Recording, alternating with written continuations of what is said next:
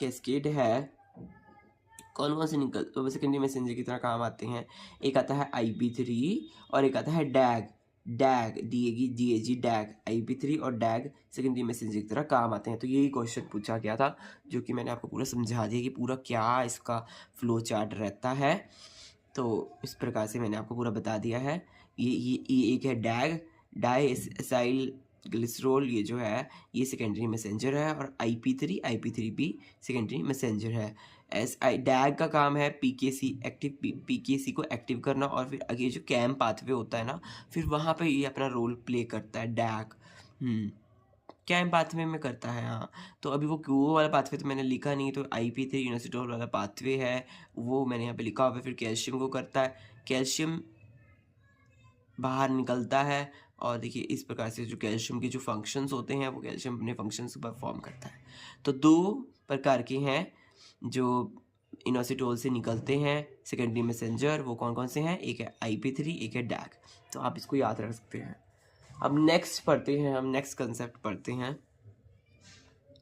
Next concept basically हमारा जो है वो हमारा इम्यूनोलॉजी जो है ना, इम्यूनोलॉजी अगर आपने पढ़ा होगा, इम्यूनोलॉजी से है। और अगर आपने देखिए इसकी रिवीजन नहीं करी है, तो अभी आपकी इसकी रिवीजन भी हो जाएगी।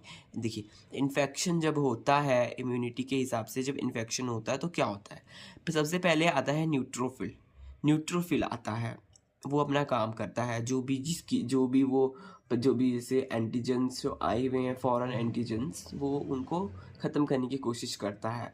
पर अगर ज़्यादा ही इन्फेक्शन है, तो वो अपना काम पूरी तरह से नहीं कर पा रहा, तो क्या होगा?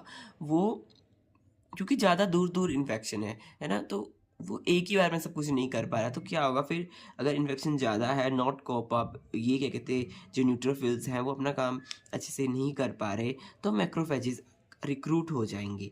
मैक्रोफाज क्या करता है? मैक्रोफाज जो है वो आल्सो आल्सो फैगोसाइट्स, एक प्रकार के फैगोसाइट्स हैं ये। हाँ, ये सेल को खा जाते हैं बेसिकली, है ना, खा जाते हैं। फैगो का मतलब खाना, है ना। तो मैक्रोफेजेस सेल को खा जाते हैं। पर अगर क्या कहते हैं, मैक्रोफेजेस भी क्या कहते हैं वहाँ पे काम नहीं कर पा रहे, क्योंकि देखिए मैक्रोफेजेस भी कितनों को पकड़ेगा, क्योंकि दूर दूर तक इन्फेक्शन होगा। जैसे इन्फेक्शन अगर फैल जाएगा, फैलने वाली कंडीशन में होगा, तो फिर वहाँ पे क्या होगा कि हमें किसी और चीज़ की भी ज़रूरत पड़ेगी। वहाँ पे पड़ेगी हमारे को ज़रूरत APC की, जो एंटीजन प्रोसेसिंग सेल्स होती हैं, उनकी ज़रूरत पड़ेगी।